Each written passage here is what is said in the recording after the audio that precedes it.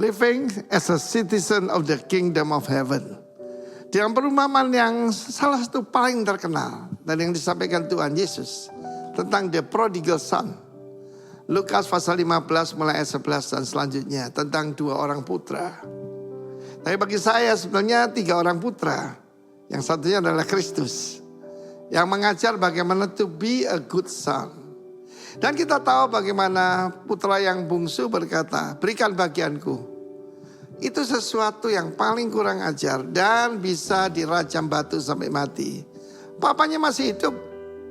Warisan itu setelah papanya meninggal.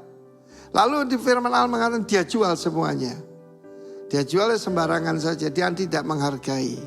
Sama seperti Esau tidak menghargai yaitu haknya sebagai anak sulung. Hak sebagai warga kerajaan. Kita melihat kemudian dia pergi ke negeri yang jauh. Dan di sana terjadi bencana kelaparan. Kita pernah mengalami bencana-bencana ya belakangan ini. Dan dia menjadi melarat. Bukan cuma itu, dia terpaksa bekerja pada seorang majikan. 15. Majikan di sana adalah the citizen of that kingdom, of that country. Jadi kita lihat kalau kita ini keluar daripada kerajaan Allah, kita masuk dalam kerajaan musuh. Bumi ini sampai sekarang masih dikuasai oleh iblis dengan segala sistemnya. Jangan pernah lupa, kita dengar beberapa hari yang lalu Charlie Kirk. Dia mengatakan kebenaran, dia pro Israel dan ditembak. Kenapa lehernya? Untuk dibungkam. Karena itu setiap orang percaya harus tahu opposition is normal. Tapi kemudian dia disuruh jaga babi dan bahkan tidak boleh makan makanan babi sekalipun dia kelaparan. Kamu meninggalkan rumah bapamu, siap melarat, kelaparan, dan jadi hamba. From a son, become a slave daripada bangsa lain. Di dunia ini cuma ada 2 kerajaan, kerajaan gelap dan kerajaan terang.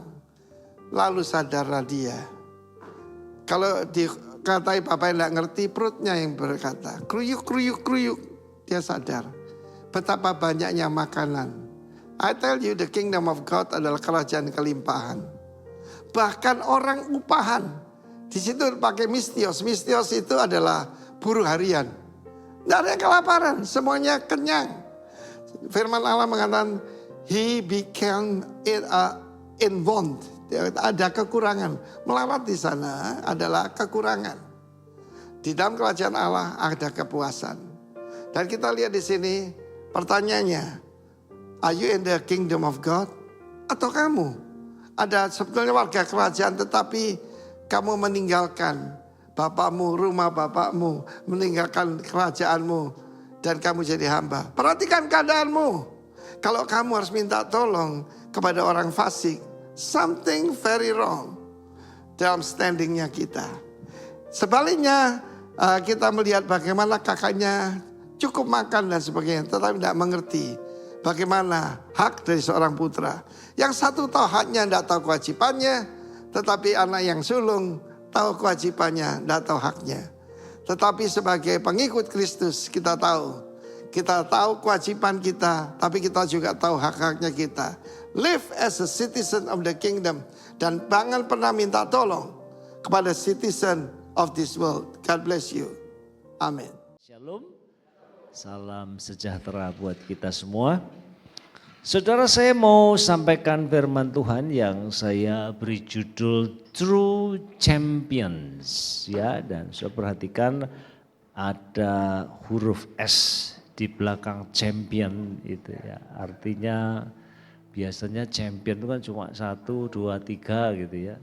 Tapi ini semua orang bisa jadi juara, bisa jadi pemenang di dalam Kristus. Ya, saudara. Nah, saudara membayangkan ya, kalau saudara nonton sebuah film begitu, katanya film action, ya, film laga, tapi kenyataannya waktu saudara nonton, itu 90%-nya itu isinya dialog saja. Percakapan saja. Lalu hanya 10% saja actionnya, laganya. Kira-kira reaksi saudara seperti apa? kecewa ya, atau kalau enggak mungkin tidur di dalam gedung gereja. Ya, pada saat nonton ngantuk tidur karena terlalu banyak ngomong. Ya. Nah, ini sesuatu yang menarik ya, saudara, kalau mengamati kisah pertempuran atau konfrontasi antara Daud dengan Goliat. Saudara, di pasal 17 dari kitab pertama Samuel, saudara akan menemukan ya, di situ itu ada 58 ayat. Jadi itu pasal terpanjang di seluruh kitab itu. Pasal terpanjang 58 ayat. Saya tahu yang isinya betul-betul berantem, perkelahiannya, pertempurannya itu berapa ayat? Dari 58 ayat. Cuma 3. Cuma 3. Yang lain omon-omon. Saudara. Ya. Lalu kalau begitu apa nilai dari cerita itu? Kalau cuma omong-omong saja, actionnya kok sedikit.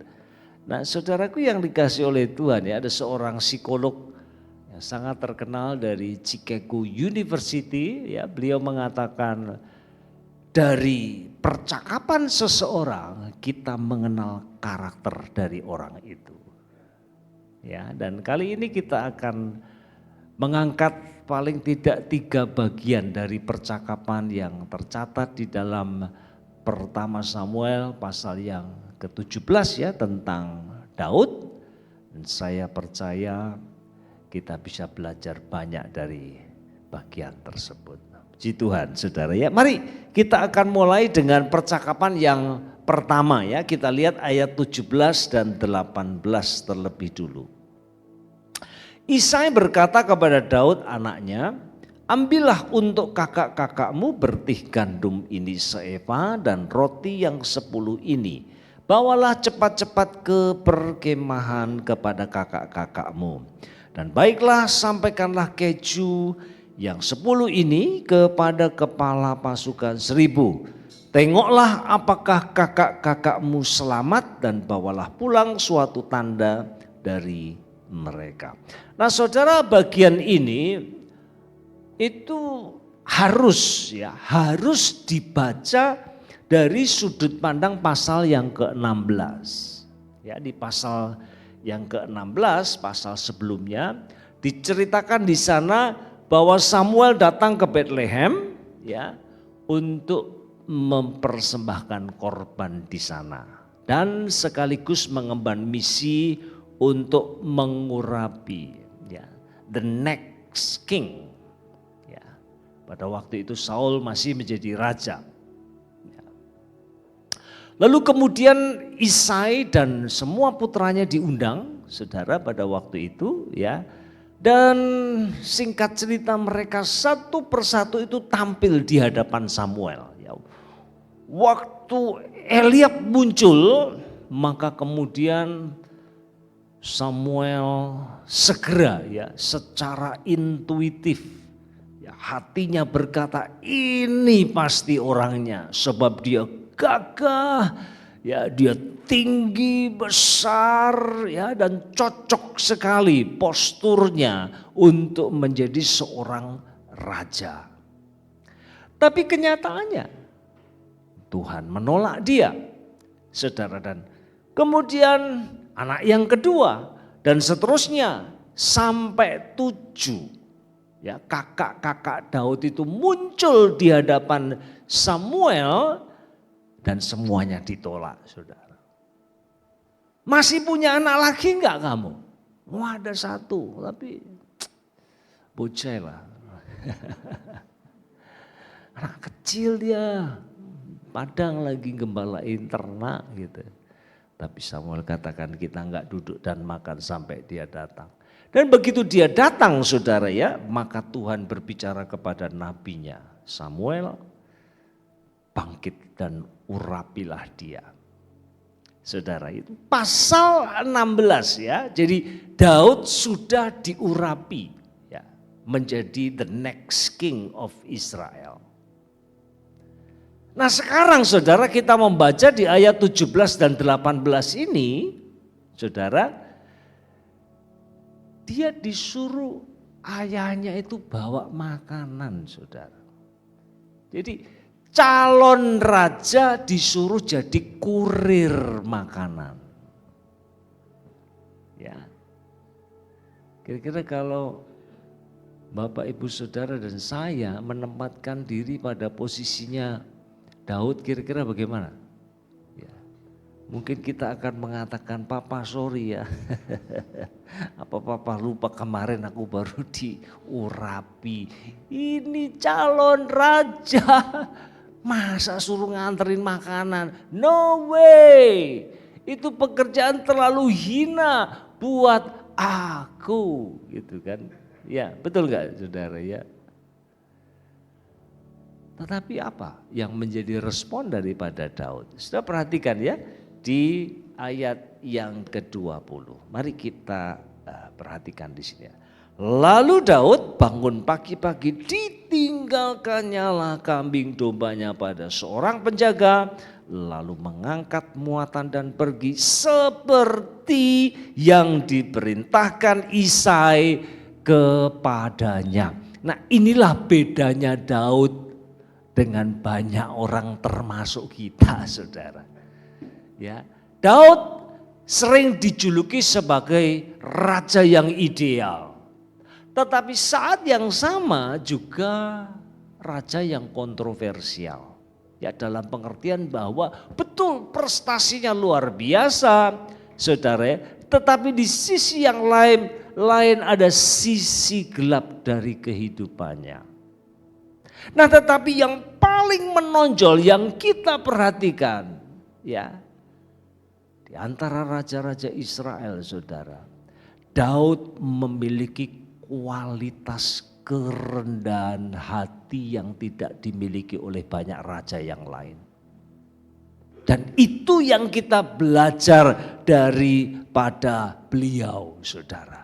Ini percakapan yang pertama ini, saudara, menunjukkan bahwa Daud memiliki kualitas kerendahan hati.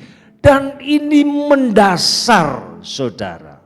Jangan pernah bermimpi Tuhan bisa pakai kita kalau kita tidak punya kualitas yang pertama ini.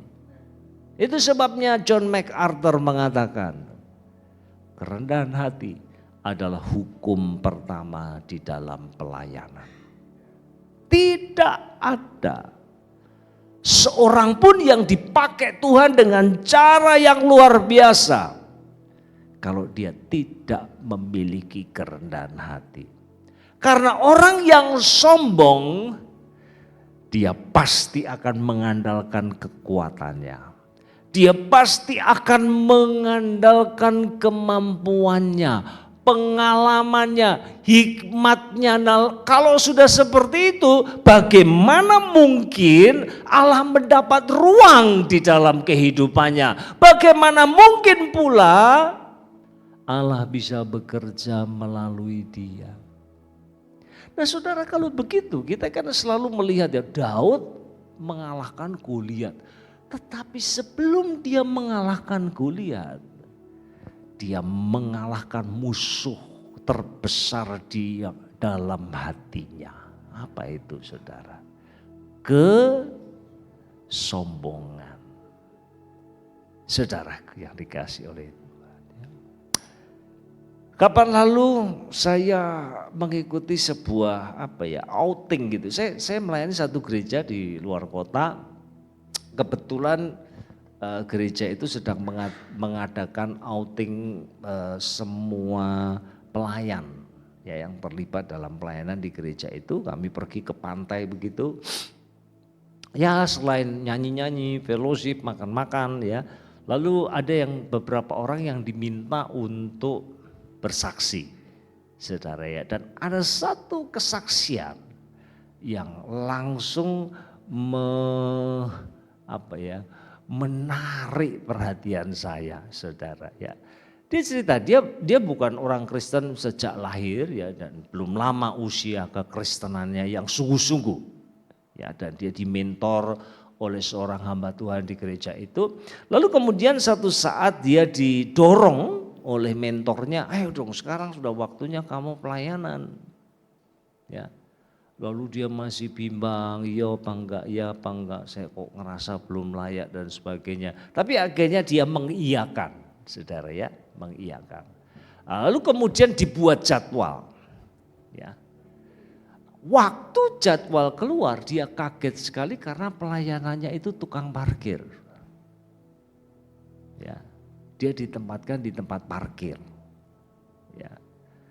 Dan dia bergumul amat sangat. Kenapa? Karena dia itu ya manajer senior di satu bank di kota itu ya. Lalu biasanya dia kalau datang ke kantor tuh selalu sudah disediakan tempat untuk parkir mobilnya dan terus dilayani. Nah sekarang dia harus jadi tukang parkir. Dia bergumul, dia nangis sama Tuhan. Tuhan aku malu, aku gak mau melakukan ini gitu. Malam itu dia bilang saya gak bisa tidur sama sekali. Tapi pagi hari itu Tuhan berikan kekuatan kepada dia. Lalu akhirnya dia pergi dan kerjakan pelayanan itu saudara.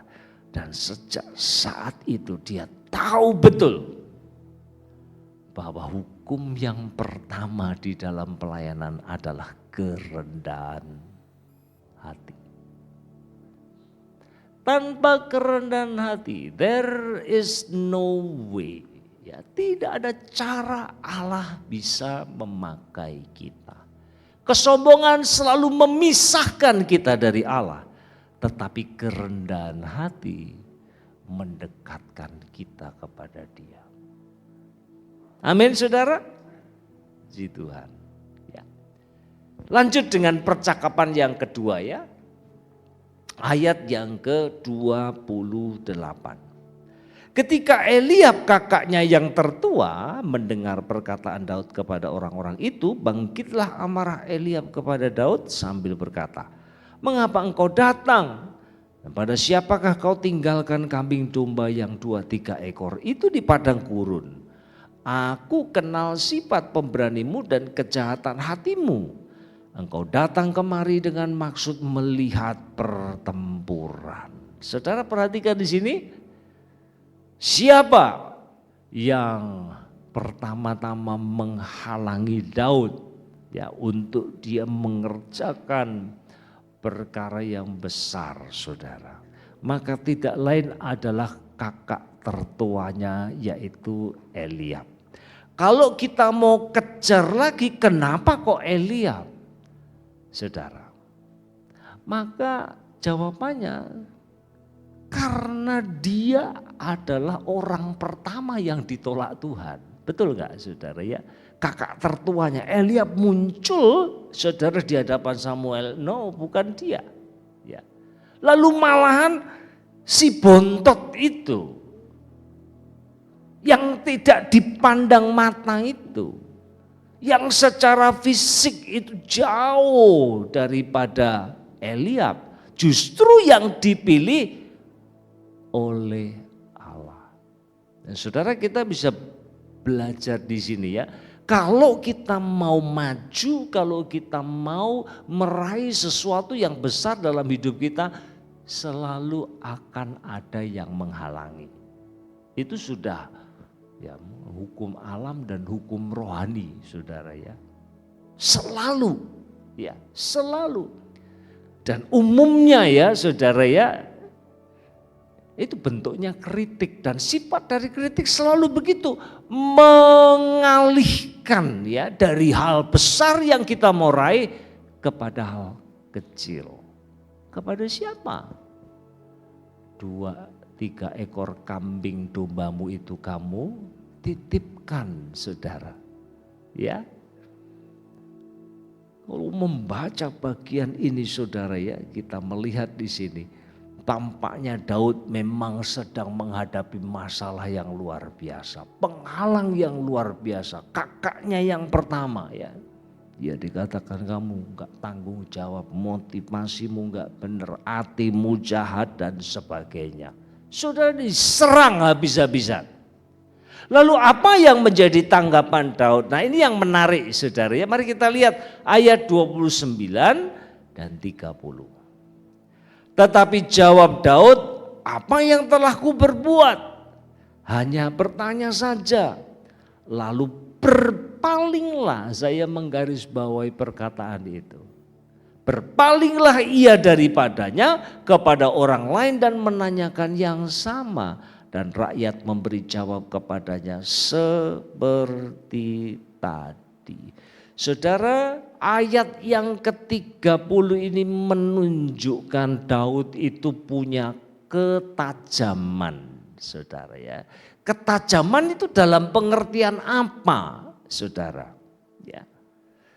Kata berpalinglah dia itu menunjukkan bahwa Daud sadar betul, dia tahu musuhnya itu bukan Eliab, bukan kakaknya, saudara. Ada musuh lain, musuh yang lebih besar yang harus dia hadapi. Ya, dan saya kira kita butuh ketajaman yang semacam ini, saudara ya. Kalau kita melihat ya dalam kehidupan rumah tangga, dalam kehidupan bergereja, saudara ya, dalam komunitas-komunitas apapun, seringkali kita melihat satu dengan yang lain gontok-gontokan. Saudara ya, saya kaget betul dikasih tahu ya di satu gereja itu saya kenal betul ada 2 bapak, semua sudah rambutnya putih semua loh saudara. Sudah ompong. Tapi satu dengan yang lain dikerja di gereja, satu dengan yang lain ini gak saling sapa saudara. Bayangkan, kerja di gereja sudah tua, harusnya udah tua ini mbok ya eling ya. Hidup sudah gak lama lagi, lapo gitu loh saudara ya. Gak mau ngomong, waduh kalau makan itu gantian saudara. Gak mau makan bareng itu. Nanti kalau dia udah selesai baru aku mau makan.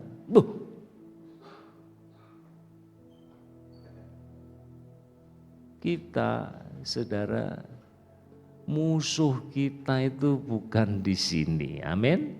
Saudara ya, sedih kalau ngelihat ada gereja pecah dan sebagainya, ada konflik yang luar biasa yang bahkan sampai ke pengadilan dan seterusnya.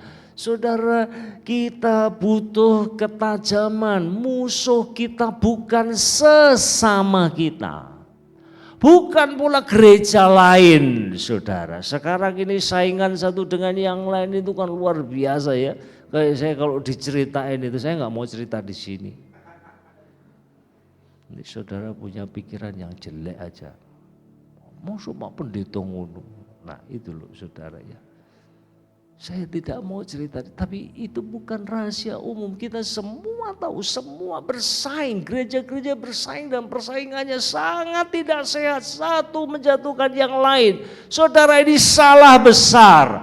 Musuh kita itu 3, daging kita, dunia ini, dan kuasa kegelapan. Itu yang harus diperangi saudara, bukan sesama kita. Amin. Dan ini yang dimiliki oleh Daud. Itu sebabnya Tuhan bisa pakai dia dengan luar biasa. Dia menolak. Ya. Mungkin kalau kita atau saya gitu ya, mungkin saya paling tidak saya pakai umban sedikit gitu ya. Entah kena kakinya atau serempet no kupingi ya Pak. Iya toh? Iya. Masa direndahkan begitu ya? Ngapain kamu di sini anak kecil? Ya. Tapi Daud tidak seperti saya, saudara. Puji Tuhan ya.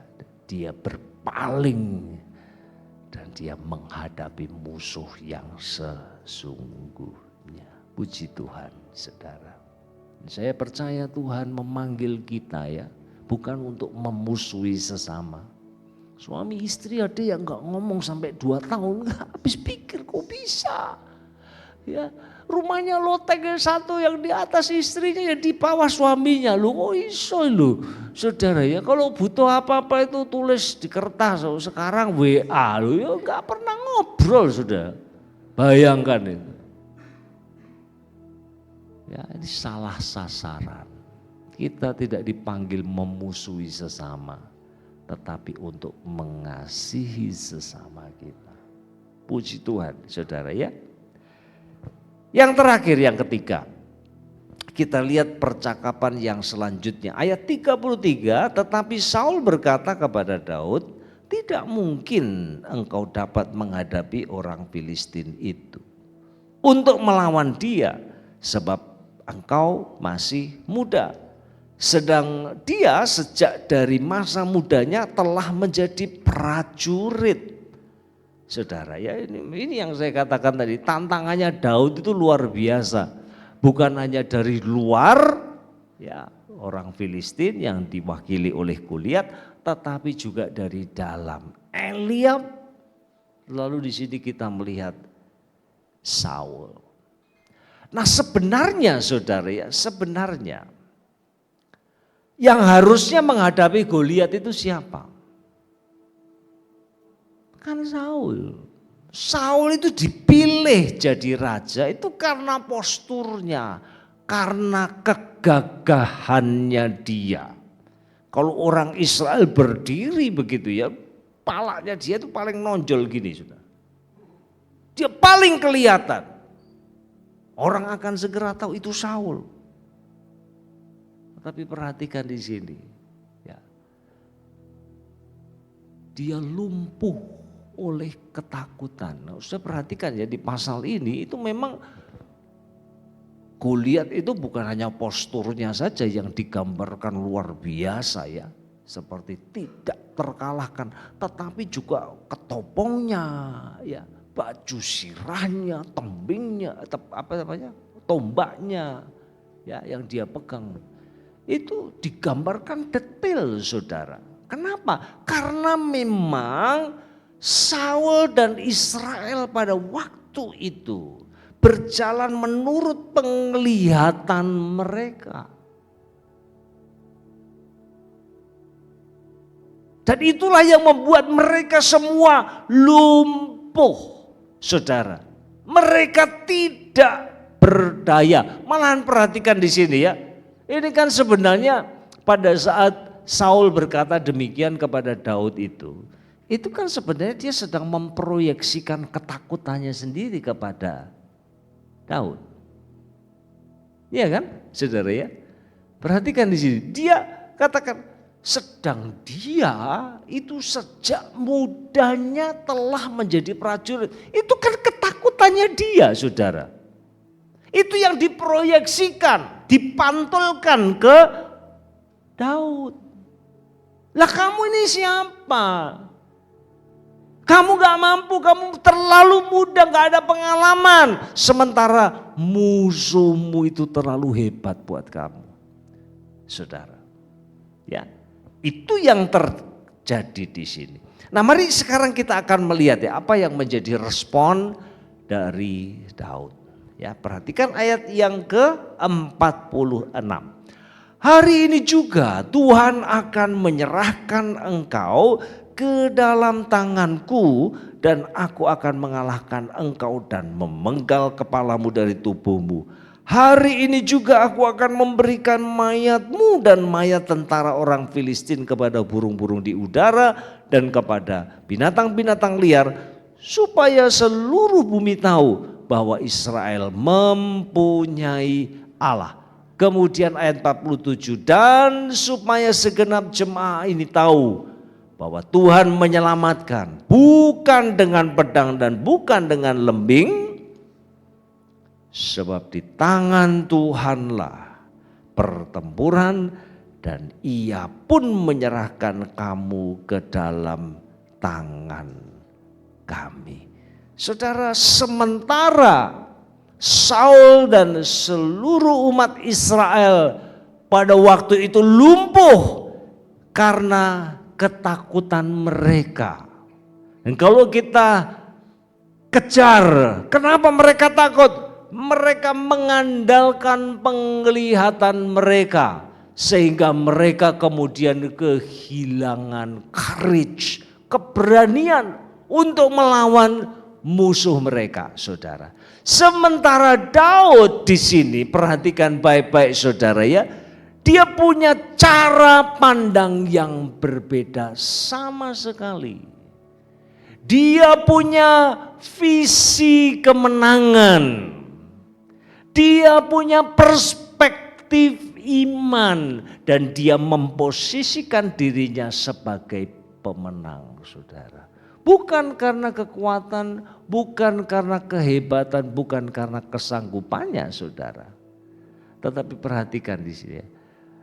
Di tangan Tuhanlah pertempuran. Dengan kata lain saudara, kalau kita mau bahasakan dengan cara yang berbeda ya. Rasul Paulus di dalam surat Roma katakan apa sih?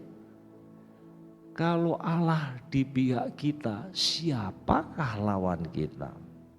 Nah, sebenarnya jauh sebelum Paulus menulis, maka Daud itu sudah menghidupi kebenaran itu, saudara. Dia sadar betul bahwa dia tidak berdiri sendirian. Dan dia melihat masalah besar yang ada di hadapannya bukan dari sudut pandangnya sendiri. Dan ini adalah tema yang sangat menonjol, saudara ya. Di dalam kitab 1 Samuel. Saudara baca baik-baik.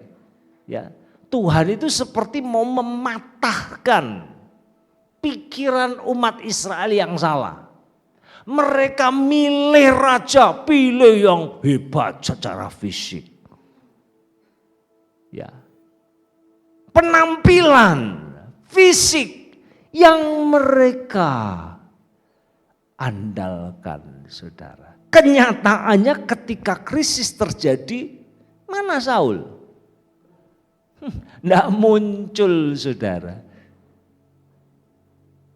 Orang yang tadinya dibangga-banggakan, orang yang tadinya diunggul-unggulkan, karena tampangnya, karena penampilan lahirianya, ternyata enggak bisa diandalkan, saudara. Sementara seorang yang tidak diperhitungkan bahkan oleh ayahnya sendiri,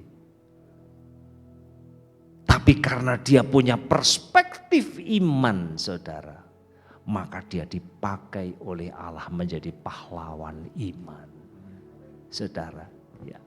Jadi kalau demikian ini saya mau kita perhatikan baik-baik ya apa yang tertulis di dalam slide ini ya. Hanya ada satu orang yaitu Daud yang memahami tantangan Goliat itu sebagai tantangan melawan Allah yang hidup. Goliat bukan hanya melecehkan umat Israel, ia sedang melecehkan Allah sendiri. Itu sebabnya Daud melihat peperangan itu bukan antara manusia melawan manusia, tapi manusia melawan Allah.